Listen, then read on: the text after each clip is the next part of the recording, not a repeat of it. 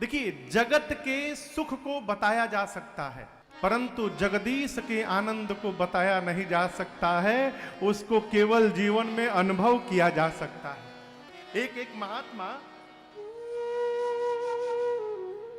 एक महात्मा माला लेके माला जप रहे थे सवेरे सवेरे। एक जीव आकर पूछा, मनुष्य, गुरुजी आप ये माला जपते हैं तो आपको क्या मिलता है? महात्मा ने दूसरी माला निकालकर उनके हाथ में पकड़ा दी। बोले, जो हमको प्राप्त होता है उसको बता नहीं सकता हूं। तुम भी माला पकड़ो, सवेरे सवेरे जपना करो, तुमको भी पता चल जाएगा कि मुझे क्या प्राप्त होता है। इसको अनुभव किया जा सकता है। आप इतने लोग बैठे, यदि आपसे मैं प्रश्न करूं कि चीनी कितनी मीठी है, कौन बताएगा? हाथ उठाए। कोई बता सकता है चीनी कितनी मीठी है? कोई नहीं बता सकता है। जिस प्रकार चीनी की मिठास नहीं बताई जा सकती, उसी प्रकार जीवन में भगवत आनंद प्राप्त हो जाए, उसको बताया नहीं जा सकता।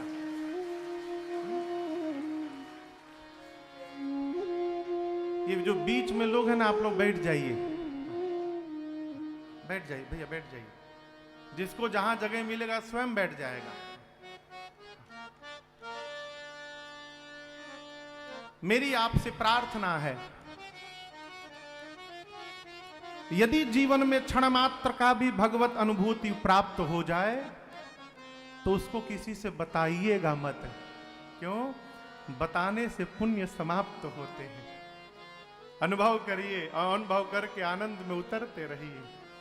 जीवन में भगवान गोस्वामी जी कहते हैं, चारों भाई आए, अयोध्या का जो सुख था वो बताया नहीं जा सकता। क्यों? देखिए, इस गिलास में जो पानी है ना, उसको नापा जा सकता है। नाप सकते हैं ना? टंकी में जो पानी है नापा जा सकता है।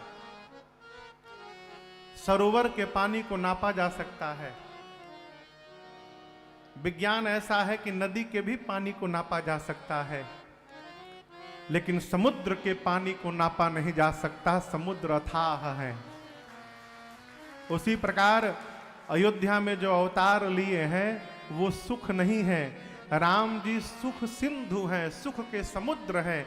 इसलिए भगवान के आने के बाद श्रीधाम अयोध्या वासियों को जो सुख प्राप्त हुआ है वो कहा नहीं जा सकता। पहला सुख, दूसरी संपत्ति। संपत्ति, जीवन की असली संपत्ति भगवान का नाम है। देखिए, माला पहने हैं, ठीक ना? दिखाई पड़ रहा है? ये माला हम उतार नहीं सकते, मजबूरी है। कहाँ समझ रहे हैं ना? ससुराल से मिली हुई है। सत्य बता दूं आपको तो इसको उतार नहीं सकता हूं, केस हो जाएगा हमारे ऊपर। हाँ। ये जो माला है तो सोने की, लेकिन इसमें तुलसी जी की दाने हैं भीतर में, ठीक है? अच्छा। इसके बाद ये जो दोनों माला है, ये तुलसी जी हैं दोनों। इसको लेने वाले तो मिल जाएंगे, इसको लेने वाला कोई नहीं मिलेगा हो। यही माला आपके साथ जाएगी आगे, यही जाएगी। हमने अपनी आंख से देखा है, पहले के लोग दांत में सोना लगाते थे। बुजुर्ग लोग पहले, आप लोगों को शायद पता हो, दांत में सोना लगाते थे। हमने अपनी आंख से देखा, मैं बता रहा हूं आपको। एक माई के दांत में सोना लगा था। माई का शरीर शांत हुआ। लड़कवा घाट पर ले जाने के पहले पत्थर से मार के दतवा निकाल लिया बाहर। मैंने देखा है अपनी आंख से। ये जितना आप जमा कर रहे हैं, ये कोई आपके साथ यात्रा करने वाला नहीं है। यात्रा कौन करेगा? तो जो भगवत नाम है, यही आपके साथ यात्रा करेगा। और यही प्रॉपर्टी है। हम देखिए, हम अर्थ के विरोध में नहीं है। हम दक्षिणालय की कथा बांच रहे हैं। बिना अर्थ की ये स्वरूप नहीं आ सकता।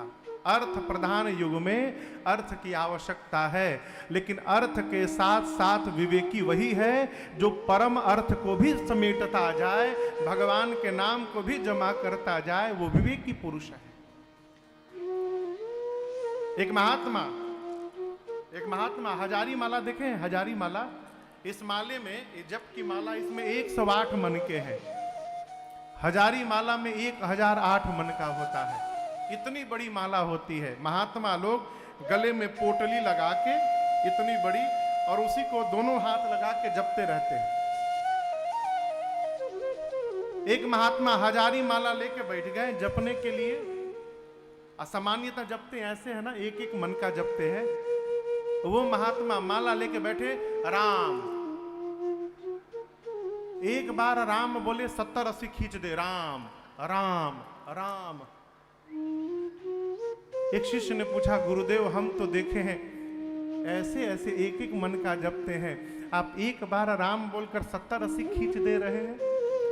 गुरुजी बोले, मूर्ख हो तुम, यहां राम नाम की लूट मची है, जितना लूट सकते हो लूट लो।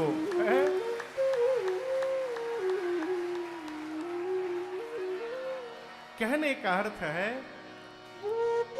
जीवन की संपत्ति क्या है? भगवत नाम।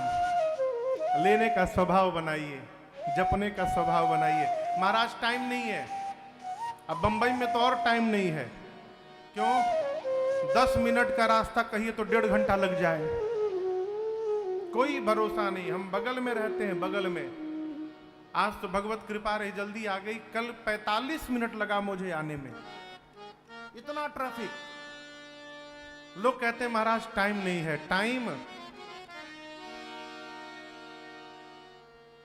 टाइम तो जब आएगा साहब, कितनों गणित लगाओगे, टाइम छूटने वाला नहीं रहेगा। टाइम आएगा तो ठीक टाइम निकल जाएगा, उस समय कोई बहाना नहीं चलेगा आपका। एक आदमी सवेरे सवेरे ऑफिस जाने को तैयार हुआ, स्नान ध्यान करके जलपान करके जूता पहन रहा था, तब तक उसके घर का डोरबेल बजा। जाके जैसे दरवाजा खोला तो देखा सामने एक काला कलूटा आदमी फाइल लेके खड़ा है। पूछा इसने, कौन है आप? बोले, मैं यमदूत हूं। हमारी घर क्यों आए हैं? आज डायरी में आज सबसे पहले आप ही का नाम लिखा हुआ था, आपको लेने के लिए आया हूं। अब तो कांपने लगा, लेकिन दिमागदार था, बोला आए हैं थके होंगे, आइए थोड़ा जलपान कर लीजिए। लेकर भीतर गया, बिठाकर इतना जलपान करा दिया, इतना खिला दिया, वड़ा पाव खिलाया, मिसल पाव खिलाया। आओ यही ना खाते हैं, डोसा खिलाया, मैसूरी डोसा। कहाँ है विनोद जी? हाँ, डोसा था ना, मैसूरी डोसा। अच्छा, इतना खिला दिया कि यमदूत को नींद आने लगी। बोली, मुझे तो नींद आ रही है, आइए आइए सो जाइए। अपने बेडरूम में ले गया, एसी पूरा ठंडा करके कमरा कंबल ओढ़ा के सुला दिया। और जैसे ही यमदूत सोए, उनका फाइल लेके भाग गया। बाहर जाकर फाइल खोल कर देखा तो सबसे पहले 1 नंबर पर उसी का नाम लिखा हुआ था। एक वाइटनर आता है, आप लोग देखे होंगे, मिटाने वाला। तुरंत बैग से वाइटनर निकाला और अपना नाम मिटा के, और डायरी के एकदम लास्ट पेज में एकदम नीचे सबसे अंत में अपना नाम लिख दिया। सोचा इतना पीछे लिख दिया हूं कि 2-3 साल तो बढ़ ही गया होगा हमारा, आनंद है। ले जाके वहीं फाइल रख दिया। थोड़ी देर बाद यमदूत जगे, बोले बच्चा पानी पिलाओ हमको। अब ये सेठ तो जानता है हमारा नाम है नहीं, आगे मैं जाऊंगा कैसे? पूरे आनंद में पानी ला लीजिए लीजिए पीजिए पानी। यमदूत बोले, ये बताओ, मैं जिसके जिसके दरवाजे जाता हूं मुझे देखकर लोग कांपने लगते हैं, तुम प्रसन्न हो, नाच रहे हो। ये कहता है, अब क्या रोना है, जाना तो है ही आज चाहे कल, जाना तो सबको है, क्या करेंगे, कोई बात नहीं। ये तो इसलिए बोल रहा है, जानता है हमारा नाम है ये नहीं, हम जाएंगे कैसे? यमदूत बोले, बच्चा तुम्हारी सेवा से मैं इतना प्रसन्न हो गया हूं, आज इतना प्रसन्न हो गया हूं कि आज मैं अपना सारा नियम बदल दूंगा।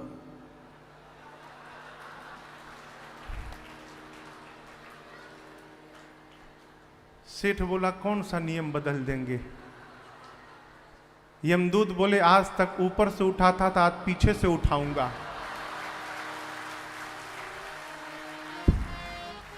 पीछे खोले तो उसी का नाम लिखा हुआ था, लेके चले गए। अरे आएगा जब रे बुलावा हरि का, छोड़ के सब कुछ जाना पड़ेगा।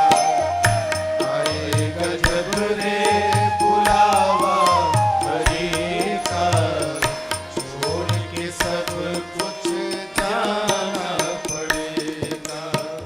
नाम हरि का साथ जाएगा, नाम हरि का साथ जाएगा, और न कुछ तू ले पाएगा। आएगा जब रे बुलावा हरि का, छोड़ के सब कुछ जाना पड़ेगा। आएगा जब रे बुलावा हरि का, छोड़ के सब कुछ जाना पड़ेगा। सुमिरन हरि की साच कमाई, सुमिरन हरि की साच कमाई, सुमिरन हरि की असली कमाई, सुमिरन हरि की असली कमाई। झूठी जग की सब है सगाई, झूठी जग की सब है सगाई। आएगा जब रे बुलावा हरि का, छोड़ के सब कुछ जाना पड़ेगा। आएगा जब रे बुलावा हरि का, छोड़ के सब कुछ जाना पड़ेगा।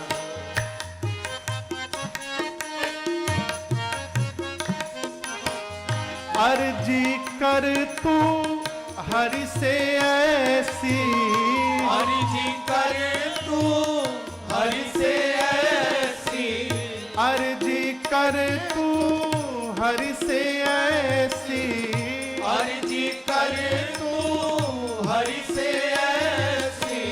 भक्ति मिले मीरा के जैसी, भक्ति मिले मीरा के जैसी।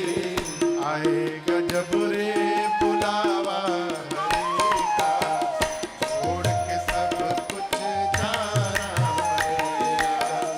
आएगा जब रे बुलावा हरि का, छोड़ के सब कुछ जाना पड़ेगा। छोड़ के सब कुछ जाना पड़ेगा, छोड़ के सब कुछ जाना पड़ेगा। भगवत नाम संपत्ति। कल्पना करिए जहां भगवान का नाम नहीं, जहां साक्षात भगवान उपस्थित हो गए हो, इससे बड़ा संपत्ति और जीवन में क्या प्राप्त होगा। इसलिए गोस्वामी जी कहते हैं अवधवासियों को जो संपत्ति प्राप्त हुई वो बताया नहीं जा सकता। सुख, संपत्ति, तीसरा है समय और चौथा है समाज।